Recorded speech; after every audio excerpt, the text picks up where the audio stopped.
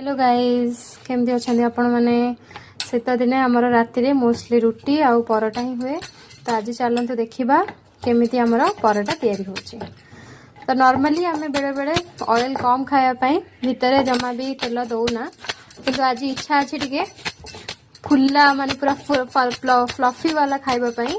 तो से आज आम भितर देचु तेल आगला आमर 3 कोणिया शेप रे परोटा। तो आम प्रथम हाई फ्लेम रे रखिबा।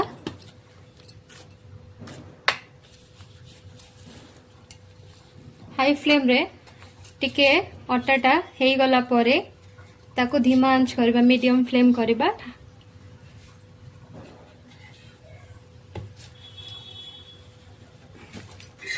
एबे आमे गोटे साइड आमर परोटा हो जाइए आ गोटे साइड रो परोटा को आमे प्रथम सिझिबा को दबा, नले परोटाटा आमर कंचा रही जिवो। देखंतु देखंतु केते भलो से धीरे धीरे फुलुची। एबे फेर आमे उल्टा पुल्टा करबा। देखंतु केते सुंदर देखा जाउछ हमर परोटा आ केते बढ़िया फुलुची भी। हमको एमती ही दरकार थिला। एबे आपनको इच्छा मुताबिक आपण तेल ऐड कर परिबे। आमे मझिरे मझिरे बेले बेले घिओ भी दऊ किंतु आज आमे तेल रे अटा परोटा तैयारी करूछु।